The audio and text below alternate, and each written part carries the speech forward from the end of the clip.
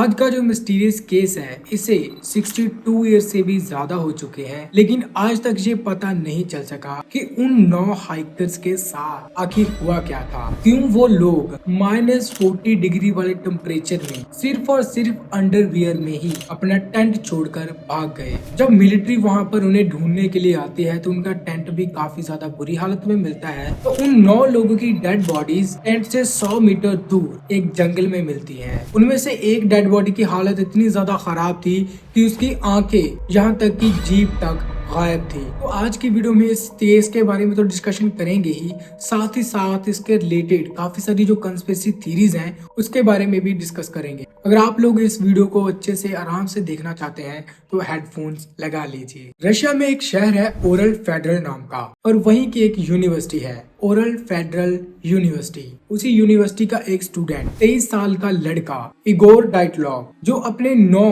दोस्तों के साथ एक एक्सपीडिशन यानी कि एक ट्रिप प्लान करता है। ये जो डाइटलॉग था ये उम्र में काफी ज्यादा छोटा था, लेकिन इसे हाइकिंग का काफी ज्यादा एक्सपीरियंस था। इसके बाद ये अपनी 9 लोगों की टीम तैयार करता है। वो लोग भी इसी के क्लासमेट थे। 23 जैन 1998 को वो अपने दोस्तों को लेकर विजाई नाम के एक विलेज में पहुंचता है, जहां से उन्होंने अपनी इस एक्सपीडिशन को शुरू करना था। इन्होंने उस पहाड़ को चढ़ना शुरू ही किया था कि उनमें से एक बंदे का पैर फ्रैक्चर हो जाता है और उसकी तबीयत खराब होने की वजह से वो घर वापस चला जाता है। तो बचे वो 9 लोग। इन 9 लोगों में से 2 तो लड़कियां थी और बचे बाकी 7 वो लड़के थे। प्लान के अकॉर्डिंग इनकी ये ट्रिप 17 दिन की थी और 17 दिन के बाद इन लोगों को बिजाई विलेज वापस आना था, लेकिन 17 से भी 20 दिन हो जाते हैं, ये लोग वापस नहीं आते।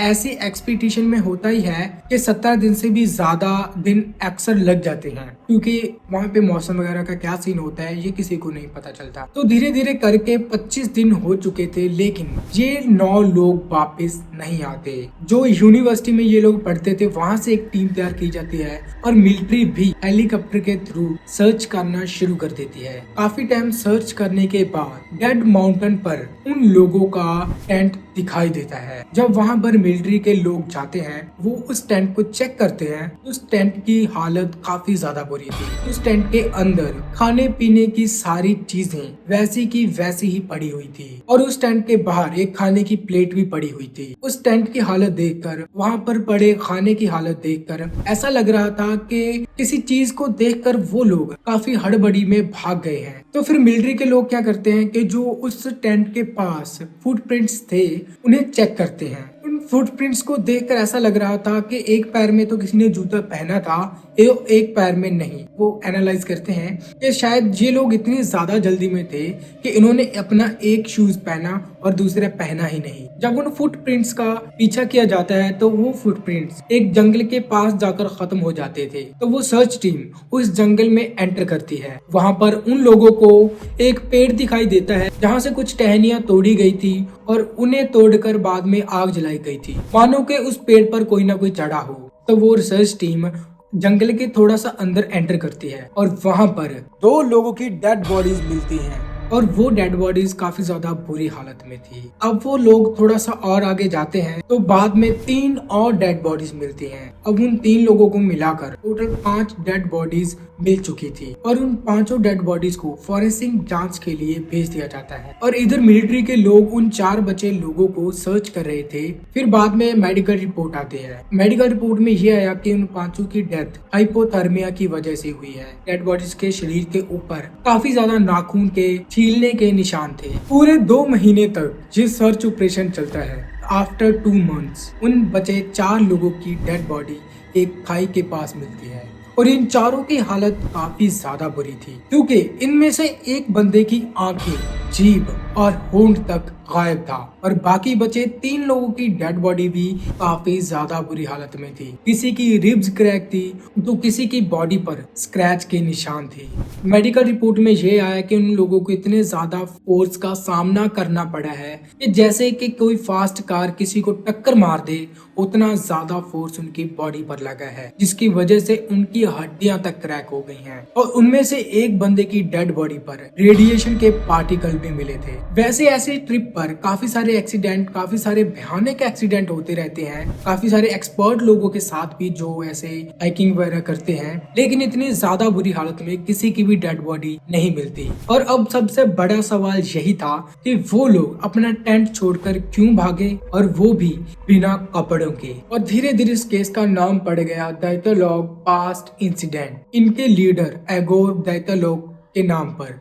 जब सरकार ने इस केस में ज्यादा दिलचस्पी नहीं दिखाई तो धीरे धीरे लोगों ने अपने आप से कंस्पिरेसी थ्योरीज बनाना शुरू कर दी। कुछ लोगों का कहना था कि उन्हें मानसी पीपल्स ने शायद मार दिया होगा, क्योंकि वो एक कबीले के लोग होते हैं जो हमारी दुनिया से अलग रहते हैं, और इसलिए लोग मान रहे थे कि जैसे ही वो लोग उनके कबीले में एंटर करते हैं तो वो लोग उन्हें हमलावर समझकर उन पर अटैक कर देते हैं। इसकी वजह से उन 9 लोगों की मौत हो जाती है। लेकिन मेडिकल रिपोर्ट ने भी इस कंस्पिरेसी थ्योरी को खारिज कर दिया, क्योंकि उनकी बॉडी पर कोई भी स्ट्रगल का निशान नहीं था। अगर कोई किसी को जबरदस्ती मारने की कोशिश करेगा तो वो सामने से कुछ ना कुछ एक्शन तो करेगा ही, लेकिन ऐसा कोई भी उनकी बॉडी पर निशान नहीं था। अब ये थ्योरी भी गलत साबित हो गई। काफी लंबे टाइम तक जब पुलिस को कुछ भी एविडेंस नहीं मिला तो रूस की पुलिस ने इस केस को क्लोज कर दिया। केस क्लोज होने के बाद काफी सारे लोगों ने सवाल उठाए कि इस केस को रीओपन किया जाए, और इस केस को बंद करने की वजह से लोग ये भी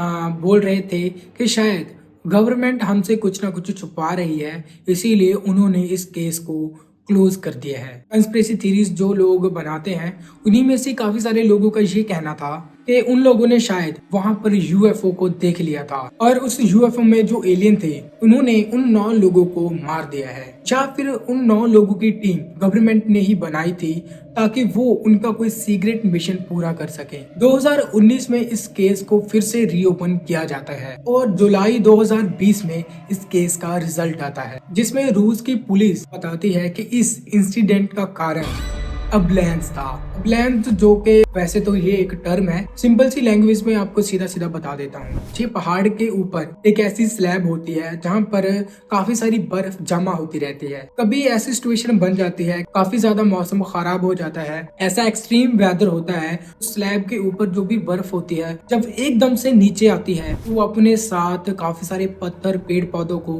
लेकर सीधा नीचे आ जाती है और काफी ज्यादा नुकसान करती है। इसलिए उस दिन भी उनके साथ ऐसा ही हुआ होगा, और वो लोग जिस भी हालत में थे उस टेंट के अंदर से भाग गए। उस टेंट पर जो चाकू से काटने के निशान थे, टेंट से बाहर निकलने का जो बंदा स्ट्रगल कर रहा होगा उसने उस टेंट को चाकू से फाड़ा होगा और बाद में बाहर निकलकर भाग गया। लेकिन ये थ्योरी जो पुलिस ने दी थी इसमें भी काफी ज्यादा लूप होल्स थे। एक्सपर्ट्स का ये मानना था कि जिस जगह पर वो 9 लोग मौजूद थे वहां पर अवलॉन्च का आना इम्पॉसिबल है। अगर कोई भी ऐसी रेयर कंडीशन होती है जहाँ पर अवलॉन्च आएगा तो वो बहुत ही ज्यादा छोटा होगा। तो अब पुलिस ने तो ये कहकर केस को क्लोज कर दिया था, लेकिन एक्सपर्ट्स को पुलिस की इस जांच पर शक हुआ।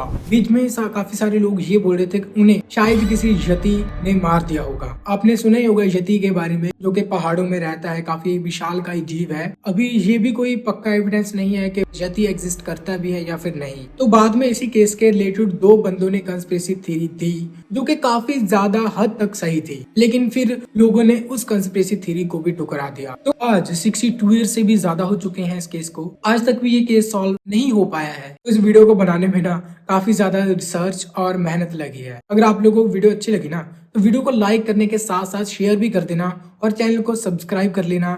हम बहुत करीब हैं 1K के। Thanks for watching.